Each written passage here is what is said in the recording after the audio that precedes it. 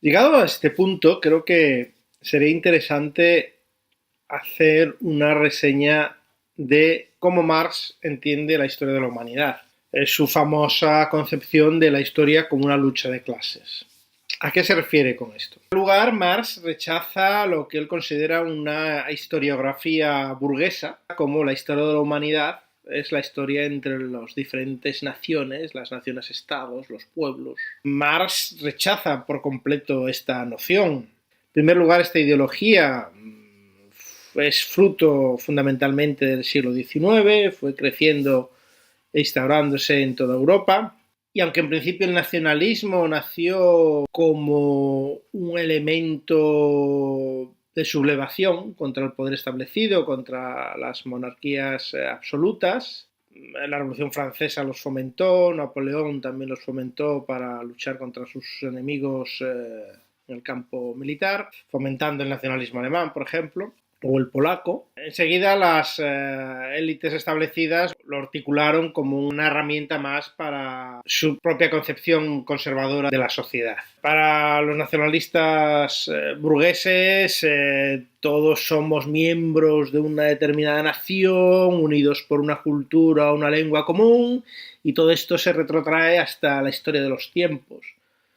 En mi caso, como españolito, cuando nos hablaban de la historia de España, empezaban siempre a hablarnos desde Numancia, diciendo qué tendrá que ver aquellos pobres celtíberos con la realidad de un español del siglo XXI. Absolutamente nada, ni ellos se sentían españoles, ni yo me siento celtíbero, evidentemente. Toda esta mistificación sobre una unidad común de las personas por el mero hecho de nacer en el mismo sitio que otros a lo largo de los siglos es algo que tiene más de mito imaginario colectivo y símbolo identitario que de realidad concreta. Lo que plantea Marx es que la historia de la humanidad es una historia de las diferentes formas de producción, de los diferentes sistemas económicos, que recordemos son los sistemas económicos los que crean las superestructuras políticas, legales, intelectuales, ideológicas, religiosas, etc. Marx lo que ve más es una, digamos, lucha interna dentro de cada estado, de cada organización política, entre aquellos que son, digamos, los beneficiados de esas formas de producción, las élites que viven bien, con poco trabajo y mucho dinero, y los explotados, porque siempre hay algún tipo de explotación. En este sentido es lógico que los explotados de alguna manera antes o después acaban sintiendo la necesidad de liberarse de este yugo, ¿no? Que muchas veces generalmente no son conscientes porque la propia ideología de ese sistema refuerza esta visión del mundo. Recordemos lo que habíamos hablado del cristianismo y el feudalismo, cómo se reforzaron. La evolución histórica de Europa que Marx plantea no es una historia entre Alemania, Francia, Italia, España y Castilla, lo que sea.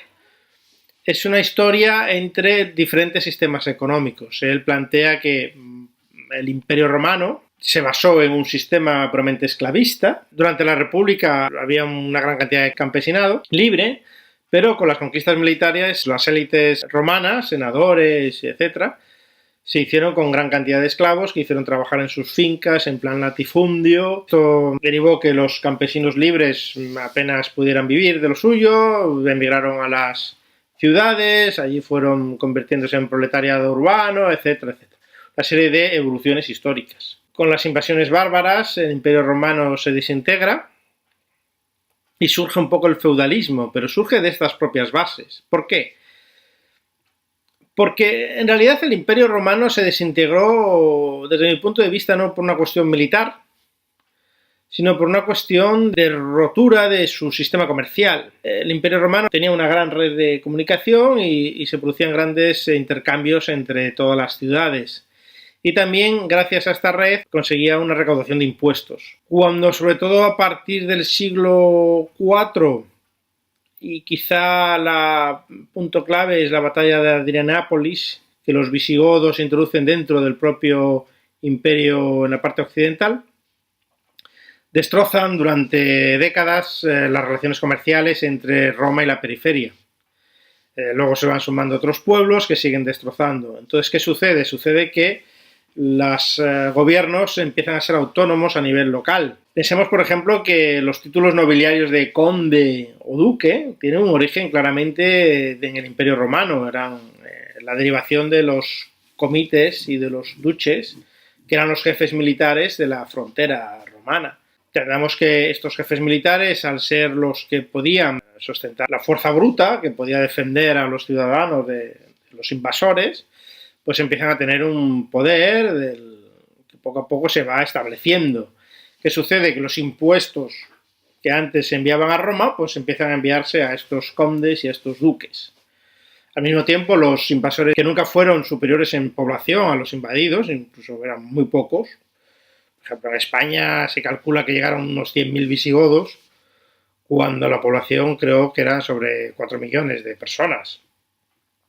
Esto lo que hacen estos invasores es sustituir también a las élites imperiales y ser los que a partir de entonces recaudan los impuestos, más que otra cosa. Al fragmentarse todas estas pequeñas instituciones, pues estos pequeños jefes militares empiezan, como digo, a ser una población que ya estaba acostumbrada al pago de impuestos, pues empiezan a apropiarse de estos impuestos. Al apropiarse también de los terrenos, sean de los latifundios o de los campesinos libres que ya no existían, pues ellos empiezan a vivir de las rentas de las tierras y son los terratenientes. El feudalismo también tiene una evolución porque al principio había muchos más campesinos libres que siervos de la gleba, pero los propios señores feudales empezaron a apropiarse de las tierras comunales o apropiarse de las tierras de los demás por medio de deudas y gravámenes. Se aliaron también con la intelectualidad de la época, que eran los monjes de los monasterios, que también se dedicaron a apoyar un sistema que les favorecía, porque los monasterios también vivían del trabajo de servidumbre de las tierras que les pertenecían. Y esto se fue encalleciendo, como dijimos, los campesinos libres dejaron de ser libres, se convirtieron en servidumbre. Lo gracioso del asunto es que la justificación del señor feudal para mantener su dominio era que él les defendía de los ataques de los enemigos, pero los enemigos eran otros señores feudales. Es decir, en realidad ellos mismos eran la solución al problema que generaban. Esto suele pasar muy a menudo. Con el tiempo, en las ciudades europeas empezó a crearse una pequeña burguesía, hubo un auge económico, propiciado también, parece ser, por un aumento de las temperaturas que produjo un aumento de la población. Tenemos que tener en cuenta que hasta hace relativamente poco la mayor parte de la riqueza de una nación dependía del campesinado, del sector primario, que se dice, pero en las ciudades empezó a generarse riqueza con otros sectores, o sea, la artesanía, lo que sería un protosector secundario dedicado a la industria, o el comercio, el sector servicios.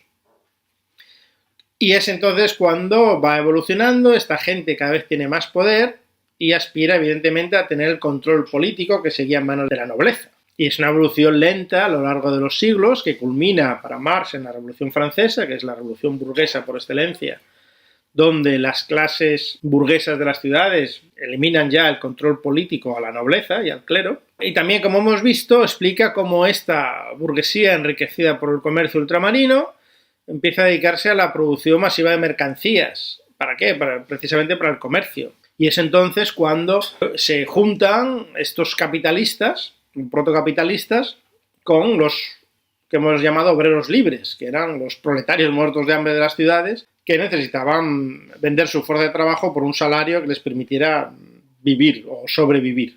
Un poco más tarde surge el maquinismo, es decir, la invención de sistemas automáticos como la máquina del vapor o los telares automáticos, y ya se va creando una gran industria con el enorme aumento de la productividad, que además, aplicado también al campo, produjo una marea de desheredados del campo, porque ya no necesitaba tanta mano de obra hacia las ciudades, que fueron a ingresar otra vez al proletariado urbano. Marx en este momento hace una predicción que si sigue el desarrollo natural, los proletarios cada vez serán más, en conjunto tendrán mayor poder económico y acabarán sustituyendo a la burguesía en el control político. Es lo que entiende que es lo que acabará siendo las revoluciones obreras, que surgen inevitablemente del propio desarrollo del capitalismo.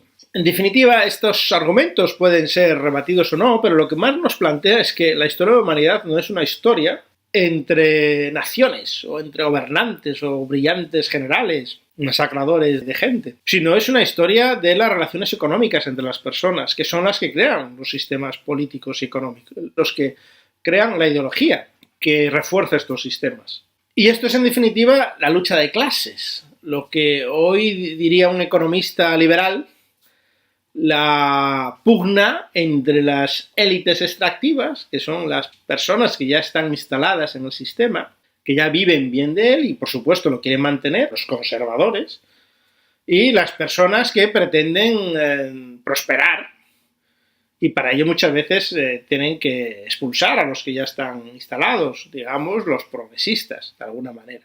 Esto es, en definitiva, la lucha de clases. La historia de la humanidad no es una lucha entre naciones, sino una lucha entre las personas que viven en la opulencia de una sociedad y las personas que viven malamente y que pretenden prosperar, y en el momento en que lo hacen también quieren conseguir su cuota de poder político para reforzar su propia situación. Es por eso que para Marx un obrero eslovaco siempre estará más cerca de un obrero portugués que un obrero portugués con su empresario portugués. De ahí nace la idea del internacionalismo obrero, porque el nacionalismo en este caso es el que hace que la élite portuguesa enfrente a su propia población con los vecinos. El hecho más evidente fue el estallido de la Primera Guerra Mundial. Muchísimos socialistas en todos los países se opusieron a esa carnicería, pero no lograron combatir esa ideología conservadora llamada nacionalismo, que permitió que las élites dirigentes mandaran como carne de cañón a las masas proletarias, con el único objeto de mantener sus privilegios, porque no tenía ningún otro sentido. Hay que decir que el nacionalismo ha sustituido un poco a la religión como opio del pueblo, sirve para reforzar el propio sistema económico que vivimos, este feudalismo económico basado en la propiedad no de la tierra, sino de los medios de producción, y es una gran herramienta de control ideológico de la población, porque como todo sistema irracional, y el nacionalismo es un sistema tan irracional como la creencia en Dios, es totalitario, no permite la disidencia. Si eres antinacionalista, eres un traidor a la patria. Eres alguien que se separa del grupo, alguien que pueda atentar contra el grupo y te conviertes en un elemento perturbador. El nacionalismo ha sido utilizado siempre por los sistemas totalitarios y por la derecha más reaccionaria para sus fines. Esto me lleva a considerar algo que desde mi punto de vista resulta un poco explicable, que es estos movimientos de nacionalismo de izquierdas, a los que honestamente no les veo mucho sentido. Pero bueno, siempre estoy abierto a que alguien me lo explique.